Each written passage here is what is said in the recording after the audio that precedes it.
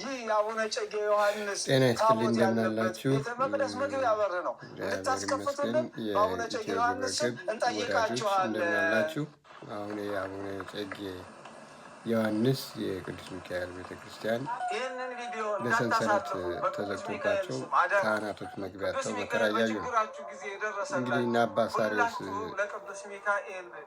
ለምን አያስከፍቱትም ማለት ነው? ለምን አያስከፍቱትም? እና እንዴት ነው የተደረገ ያለው? ሰራዊታቸውን የጥፋቱን ሰራዊት በቤተ ክርስቲያን አስርጎ በማግባት ክርስቲያኑን እያበሳጩ ከክርስትናው የወጣ ወደ ሌላው እንዲሄድ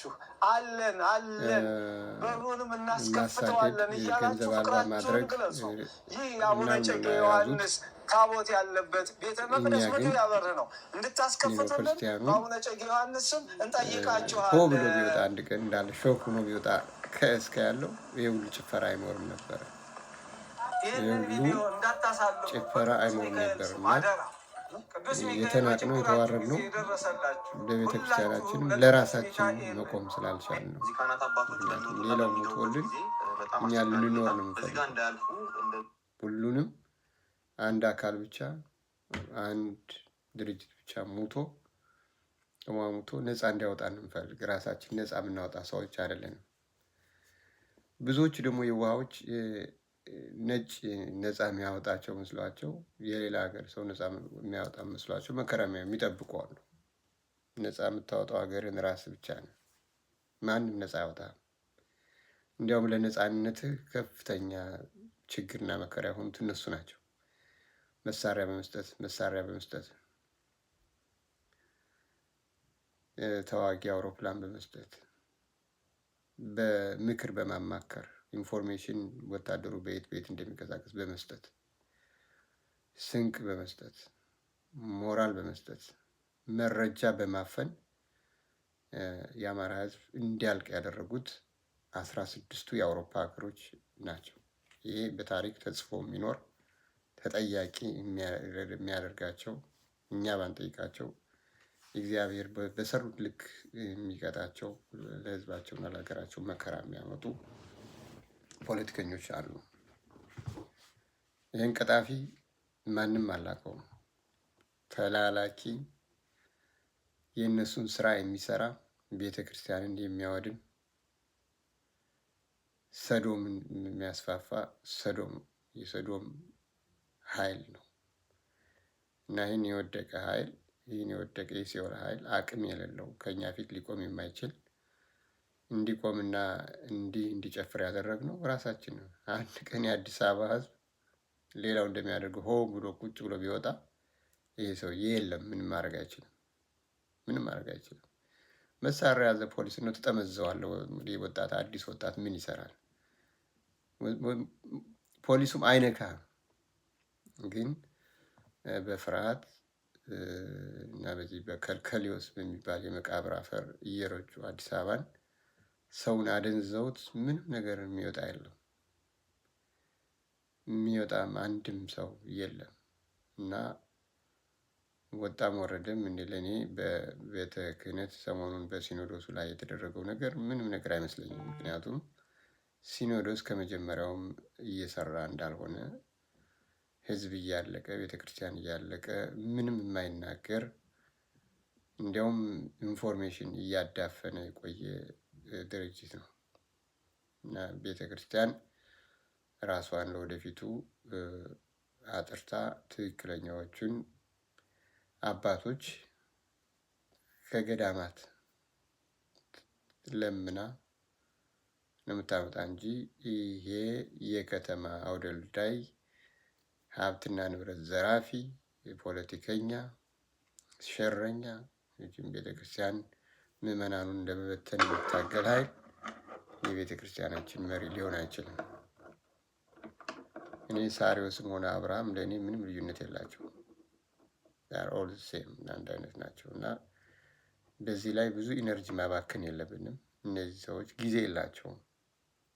እኛ ማድረግ ያለብን ጊዜውን አፋጥነን ይህን ትግል ደግፈን ኢትዮጵያን ነፃ አድርገን ትክክለኛ አባቶችን ወደፊት በማምጣት ቤተክርስቲያን የተስተካከለች ያማረች ሁና የትኛውም አካባቢ ያለ ቤተክርስቲያን ከገጠር እስከ ከተማ እኩል የሆነ የገንዘብ ስርጭት እያገኘ ቤተክርስቲያን በትክክል እየታጠነች ወገኖቿን ልጆቿን እየረዳች የምታሳድግበት የክርስቶስ ስም የሚናኝበት የሰው አምልኮ የሚጠፋበት እንዲሆን ይሄ ነገር መስተካከል አለበት። አሁን ግን እየተደረገ ያለው እስከ ዛሬ ድረስ የምናየው ምንድነው? በገዳሙ በምኑም እየገቡ መነኩሴ የሚባሉትን እያታለሉ በእነሱ የማይሆን ትምህርት እያሰራጩ ያንን እንዲቀበል እያደረጉ ምዕመናንን መበተን ነው። ምዕመናን እንዲሰበሰቡ እግዚአብሔር አምላክ ጸጋና በረከት የሰጣቸውን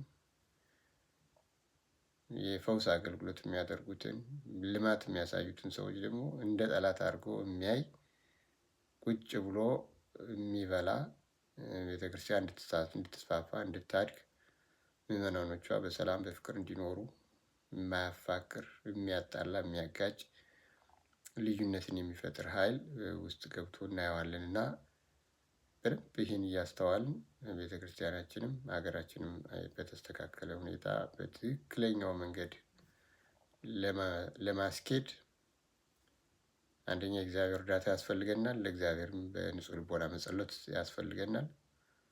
ሁለተኛው ደግሞ እኛ ደግሞ እንደ ሰው በተፈጥሮ ራሱን የመከላከል መብት አለው። ዝም ብሎ እየታነቁ እየታረዱ እየተያዙ መሞት ሳይሆን ኖ ብሎ ጠላት ጋር በመጋፈጥ ራስን መቻል ከወገን ጋር አንድ ሆኖ መቆም ያስፈልጋል እንጂ ሌላው መስዋዕት ሆኖልህ ተደብቀህ አንተ ልትኖር አይገባም። ኦፍኮርስ በህዝቡ ላይ የሚፈረድ ነገር ላይኖር ይችላል።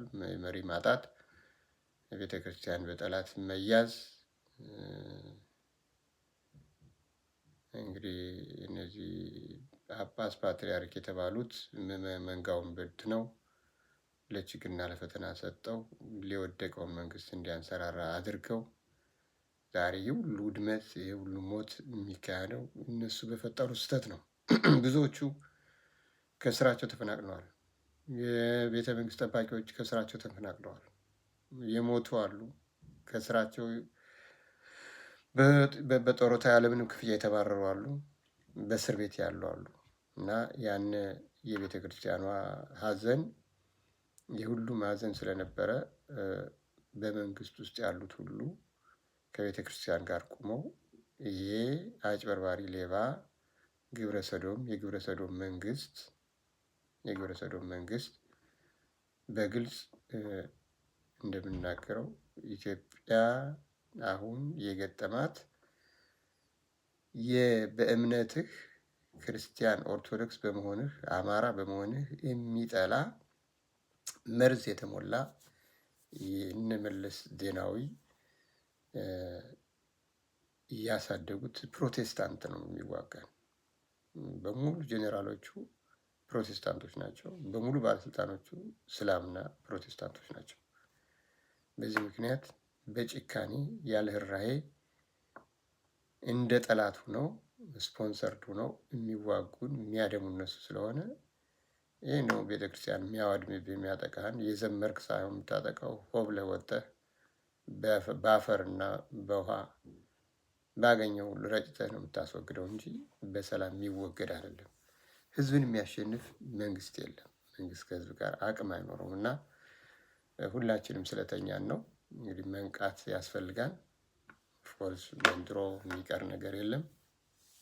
የተጀመረው ይጨረሳል።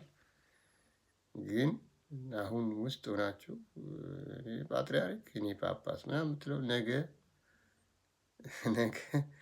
ይሄን አስኬማ ጥሎልህ እኔን ያየ ተቀጣ እያልክ 40-80 በየቤተክርስቲያን በየቦታው እየሄዱት መገረፍ አይቀርም። አይደለም ልትሰራ እዛ እኔን ያየ ተቀጣ የምትባሉ ብዙዎች አላችሁ። ማለት ሁላችሁም አይደለም።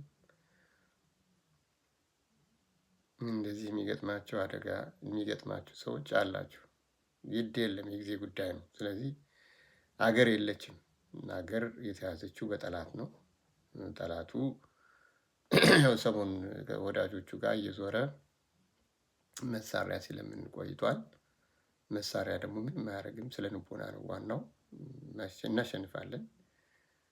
ግን ለዚህ ዋና ተባባሪ የሆኑት ህዝቡ በሰላማዊ ሰልፍም ራሱንም እንዳይከላከል ውስጥ እጁን ያስተው በቃ ዘማሪ እያለቅን እንድንተርፋለን፣ ሞቱ ሲሉ እንድናለን የሚሉ የሞቱ ሰዎች ሲነሱ አላየንም ከክርስቶስ በቀር። እና እንደዚህ አይነት ጨዋታ መቆም አለበት። ኢትዮጵያን እግዚአብሔር ይጠብቅልን። ጠላታችን ዲያብሎስን እቅዱን ክፋቱን ነቃቅሎ ይጣልልን እና በዲሲ እና አካባቢ የምትኖሩ ወገኖቼ እንደው የአቡነ ሉቃስ ጉዳይ ሊከነክናችሁ ይገባል እና ቤተ ክርስቲያን የቄሶች አይደለችም፣ የጳጳሶች አይደለችም። ቤተ ክርስቲያን የህዝብ ናት። ቤተ ክርስቲያኑ የሰራው ህዝብ ነው፣ የሚያመልክበት ህዝብ ነው። ስለዚህ ህዝብ ማዘዝ አለበት።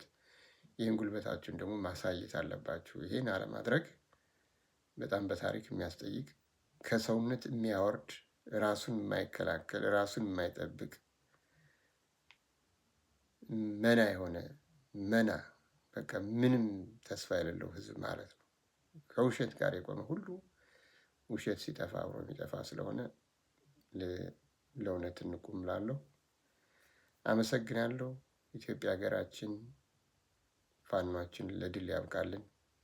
የፋኖ መንገድ ይህን ቅዱስ ጦርነት እንቅፋት የሆኑትን እግዚአብሔር አምላክ ይንቀላቸው፣ ይነቃቅላቸው።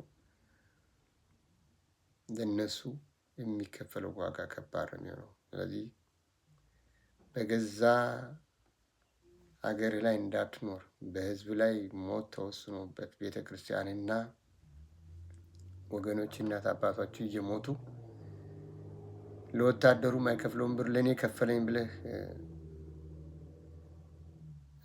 ሚኒሻና አድማ በተና ከወገኖች ጋር አሁን ያላደረግከው ጦርነት ነገ አርሳለሁ፣ እኖራለሁ፣ እበላለሁ ብለህ እንዳታስብ። ጊዜው ያንተ አይደለም እና ወገኖችንም ራስንም ቤተሰቦችንም እየገደልክ የእነሱንም ያንተንም ህይወት ሽጠህ እንዳለ ማወቅ አለብህ። ይሄ ሰው በላ የሆነ ስርዓት አመጣጡም ስራውም ማጥፋት ስለሆነ ቤተ ክርስቲያንህንና ህዝብህን፣ እናት አባትህን፣ ወንድሞችና ሀገርን ክደህ ከዚህ ባለጌ እምነት የሌለው ወራሪ ባለጌ ወራዳ የሰው ፍጡር አይነት ነገር የሌለው አጋንንት የሚጠቀምበት ሰው ጋር አሁናችሁ ወገናችሁን የምትወጉ you'll be regret። ከእንግዲህ በኋላ ይሄ መንግስት ህልውና ኑሮት ሀገር መምራት ስለማይችል በማይረቡ ጉዳዮች ላይ የሚያስጨንቀን ነገር የለም። እንደተነገረው መሬትም ውሰድ ምን ውሰድ በዚህ በ2 ዓመት ድረስ የተደረገ ስርዓት ሁሉ ለአንተ አይጸናልህ። ትነጠቃለህ፣ ነገ ታለቅሳለህ። ዛሬ ትስቃለህ፣ ነገ ታለቅሳለህ። ለዚህ ለሚያልፍ ለማይጸና መንግስት ለሀገርና ለህዝብ ጠላት የሆነ አንድም ቀን ሰላም የሌለው በጦርነት የኖረ እኛ አሳልፈን በመናገር በቃል አፍጅዶ የበላን ይህን ወራዳ ስርዓት ነቅለን መጣል አለብን። ኢትዮጵያን እና ቤተክርስቲያናችን ሀገራችን መጠበቅ ግድ ይለናል። እናሸንፋለን። እግዚአብሔር ከኛ ጋር ነው። አመሰግናለሁ።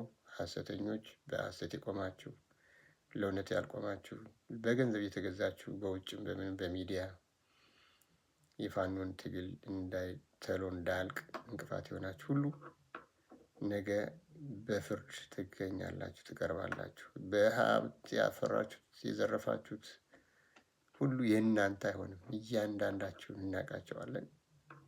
we will see you